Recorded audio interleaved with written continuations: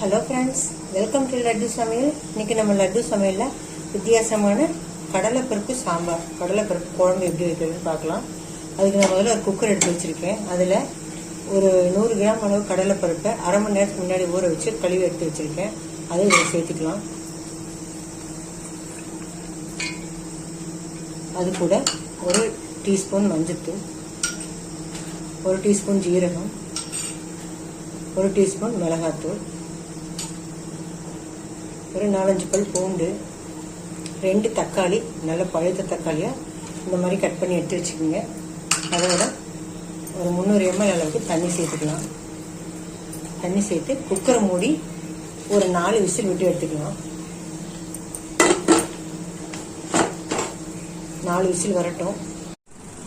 Cooker 4 whistle வந்துச்சு. பருப்பு எடுத்து பக்கத்தில் வச்சுட்டேன்.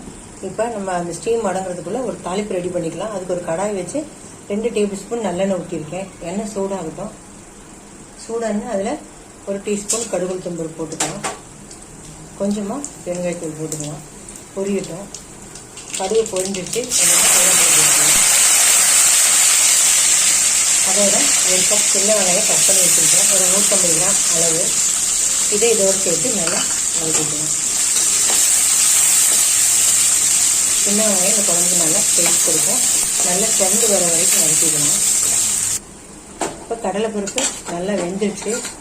இதை அப்படியே நல்லா முடிஞ்ச அளவுக்கு நல்லா மசிச்சு விட்டுக்கலாம்.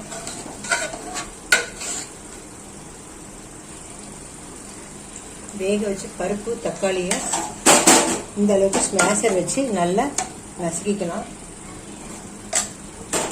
இப்போ வெங்காயம் நல்லா வதங்கிருச்சு. இதில் இந்த கடைஞ்ச பருப்பு எடுத்து ஊற்றிக்கலாம். ஸ்மாஷ் பண்ணி வச்சுருக்க பருப்பு தக்காளியை அதில் சேர்த்துக்கலாம். அதோட பருப்பு வேக வச்சுக்கிட்டு இருந்த தண்ணியும் இதில் சேர்த்துக்கலாம். வேஸ்ட் பண்ண வேண்டாம், குழம்பு தானே வைக்கணும். இப்போ இதில் ஒரு டீஸ்பூன், ஒரு டேபிள் ஸ்பூன் அளவு சாம்பார் பொடி. உங்களுக்கு காரம் அதிகமாக வேணும்னா கொஞ்சம் சேர்த்து போட்டுக்கோங்க. நான் காரம் கம்மியாக வேணுங்கிறதுக்காக ஒரு டேபிள் ஸ்பூன் போட்டிருக்கேன். இது 2 ஒரு 3 நிமிஷம் இந்த குழம்பு கொதிக்கட்டும்.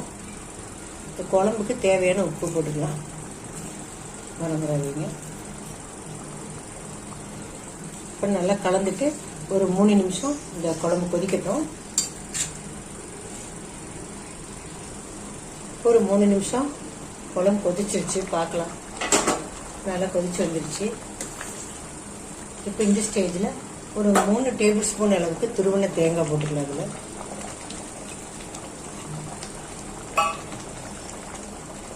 தேங்காய் போட்டு மிக்ஸ் பண்ணி விட்டு இன்னொரு 2 நிமிஷம், ரொம்ப நேரம் கொதிக்க வைக்கணும், 2 நிமிஷம் கொதிக்கட்டும். தேங்காய் போட்டு ரொம்ப நேரம் கொதிக்க வேணாம், ஒரு 2 நிமிஷம் கொதிச்சா போதும். பார்க்கலாம். கொதிச்சிருச்சு. லாஸ்ட்டாக கொஞ்சமாக கொத்தமல்லி தழை போட்டுக்கலாம். அவ்வளோதான்.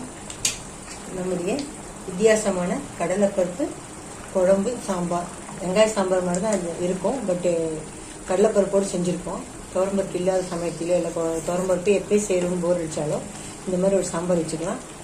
இதில் ஹைலைட் என்னென்னா, இது இட்லி, தோசை, சாதம் 3க்குமே பெஸ்ட்டான சைட் டிஷ்ஷாக இருக்கும். புளி ஊற்றாதனால இட்லி தோசைக்கு நல்லாயிருக்கும், சாதத்தோடு சாப்பிட்றதுக்கும் நல்லா சூப்பராக இருக்கும். நீங்களும் ட்ரை பண்ணி பாருங்கள்.